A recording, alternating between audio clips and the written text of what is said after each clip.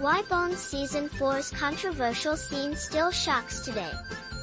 Imagine a show that seamlessly blends humor, murder, and creepy cadavers, then add some truly shocking body sculptures created by master prosthetics artists. That's Bones for you, captivating fans for over a decade with its unique mix of crime-solving and dark comedy. But not every moment aged gracefully. Some scenes went too far, crossing lines that only reveal themselves more vividly with time. Throughout its run, Bones was famous, or infamous, for its graphic, often disturbingly realistic corpses. These gruesome visuals weren't just random shock value, they were crafted by talented specialists Kevin and Chris Yeager, who brought bodies, guts, and all manner of viscera to life across 12 seasons. Sometimes, however, the show pushed the envelope so hard that even the producers couldn't keep their stomachs from turning. One episode featured a body so fresh it made the producer Stephen Nathan gag. He even cut a shot of a skull and spine because it was just too horrible.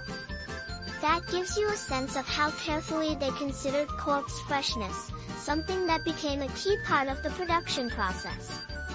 But visuals weren't the only thing that stirred controversy. Bones also made missteps in its portrayal of sensitive topics, and one scene from Season 4 has become a highlight of what not to do. In episode 23, The Girl in the Mask, the team investigates a mysterious head found in a marsh, only to find the story spiraling into uncomfortable territory.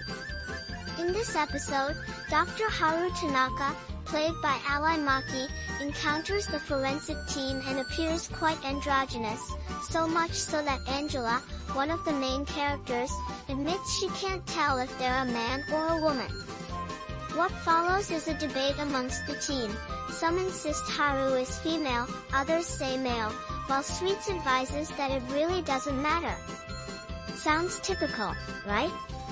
But the real problem starts when, after the case wraps up, the team continues to speculate about Haru's gender, culminating in Angela trying to hug the doctor and then making an awkward comment that references a presumed genitals, implying that her concern was about her sex, not her identity.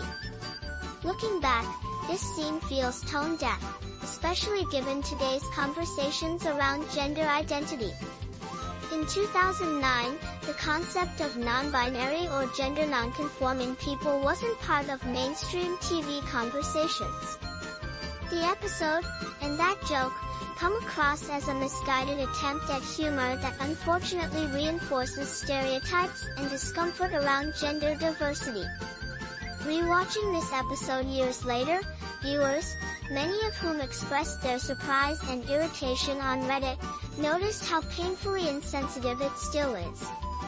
They point out that in Japan, where Ally Maki has roots, the idea that Haru's appearance would cause confusion simply doesn't exist. Society wouldn't obsess over his or her gender as the show does. Ally herself mentioned that the production team even lowered her voice in post-production to emphasize the ambiguity, and she humorously noted that in Japan, no one would blink at such a person. Ultimately, The Girl in the Mask isn't just a low point for Bones, it exemplifies how television scenes can age poorly when they rely on stereotypes rather than sensitivity. While the series had its share of controversy, this particular moment outlived many others in its awkwardness and insensitivity, turning from questionable humor into something more problematic over time.